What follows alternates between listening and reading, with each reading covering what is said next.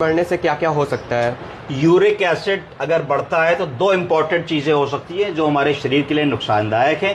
पहला, किडनी में स्टोन बन सकता है और दूसरा, गाउटी आर्थराइटिस हो सकती है। दो चीजें हो सकती हैं। जब यूरिक एसिड बढ़ता है तो क्या होता है, यूरिक एसिड बढ़ने से एक पेनफुल इन्फ्लेमेटरी कंडीशन जोड़ों के ऊपर आ जाती है।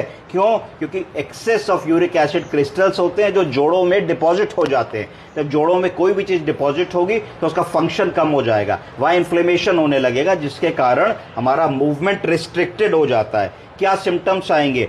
पेन और स्वेलिंग महसूस होगी हम लोगों को। हाथ मोड़ेंगे तो पेन होगा और धीरे धीरे थोड़ी सूजन महसूस होगी। क्रोनिक परसिस्टेंट आर्थराइटिस होगी।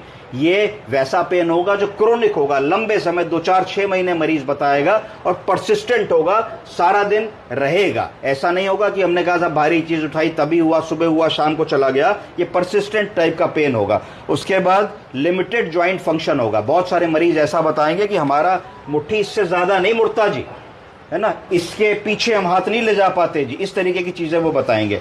उसके बाद ये कॉमन साइट इसकी कौन सी है? कॉमन साइट बिग टो है, पैर का अंगूठा। बट ये मिडिल फुट को भी इन्वॉल्व कर सकता है, एंकल को भी इन्वॉल्व कर सकता है, नी को भी इन्वॉल्व कर सकता है, रिस्ट को भी इन्वॉल्व कर सकता है और एल्बो को भी इन्वॉल्व कर सकता है। प्रायः ये देखा गया है कि पुरुषों में ये लोअर एक्सट्रीमिटी में इन्वॉल्व करता है, पैरों में घुटनों के आसपास का एरिया इन्वॉल्व करता है, और वुमेन में अपर एक्सट्रीमिटी के लक्षण होते हैं अगर यूरिक एसिड बढ़ता है। तो ये चीजें हमको यूरिक एसिड के बारे में ध्यान देनी है। तो इससे गाउटी आर्थराइटिस हो सकती है, किडनी का स्टोन हो सकता है, और अगर किडनी के स्टोन को हम लोग समय रहते ध्यान नहीं देंगे तो उसके अंदर पोटेंशियल होता है कि वो किडनी को धीरे धीरे डैमेज कर दे और किडनी की छानने की कार्य क्षमता, जिसको ईजीएफआर या अल्ट्रा फिल्ट्रेशन कहते हैं, वो कम कर दे और किडनी सूजने लगती है स्टोन के कारण। उसको कहते हैं हाइड्रोनेफ्रोसिस। तो ये सब चीजें ना हो, इसके लिए जरूरी है कि हम अपनी डाइट का ध्यान रखें और यूरिक एसिड को समय समय पे चेक करें। सरल सा टेस्ट होता है, 1 ml ब्लड से हो जाता है, ज्यादा पैसा भी नहीं लगता,